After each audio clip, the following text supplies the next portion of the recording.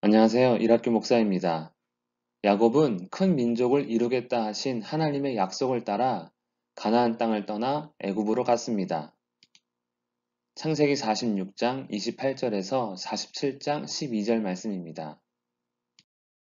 야곱과 그의 가족은 애굽의 고센이란 곳에 도착합니다.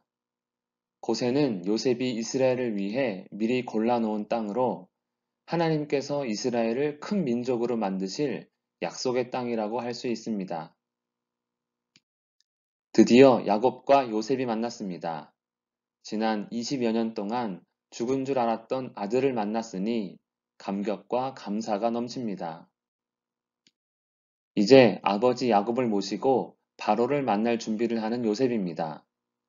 바로에게 자신의 가족들을 목축하는 사람들로 소개하려고 합니다. 실제로 목자이기도 하지만 목축하는 자임을 강조해서 설명하는 이유는 바로 고센에 머물기 위함으로 보입니다. 애굽 사람들은 목축을 꺼리며 가까이 하지 않기에 지금 머물고 있는 고센에 그대로 정착하게 될 것을 예상하는 요셉입니다.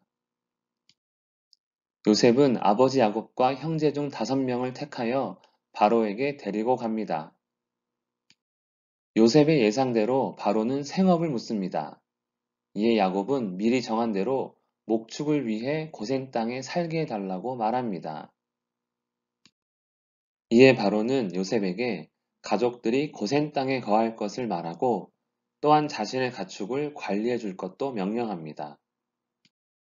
요셉은 아버지 야곱을 바로 앞에 서게 합니다. 고센 땅에 거주할 수 있도록 했으니 감사의 인사를 드리라는 의미일 것입니다. 그런데 놀랍게도 야곱은 바로를 축복합니다. 축복은 높은 자가 낮은 자에게, 왕이 자기 백성에게 하는 것이 정상입니다. 즉, 바로가 야곱을 축복해야 하는데 반대로 이방인 야곱이 애굽의 궁궐에서 바로를 축복했습니다. 나이를 묻는 바로에게 야곱은 대답합니다. 나그네의 세월 130년이며 험악한 세월을 보냈다고 말합니다.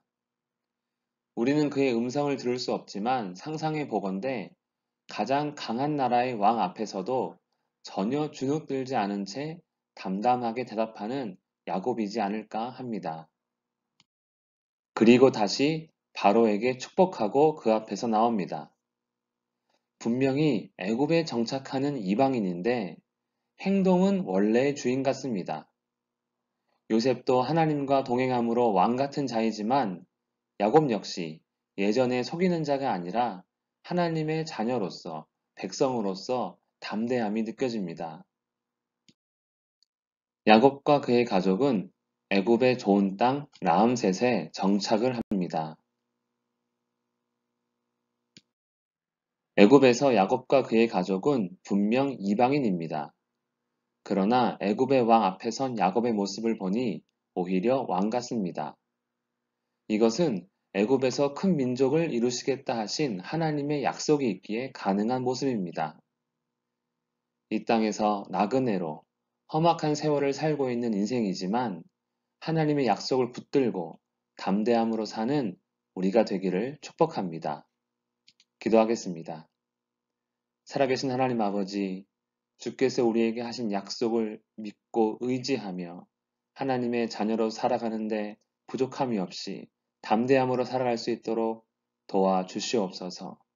항상 성령의 충만과 지혜로 충만하기를 간절히 원하오며 예수님의 이름으로 기도합니다. 아멘.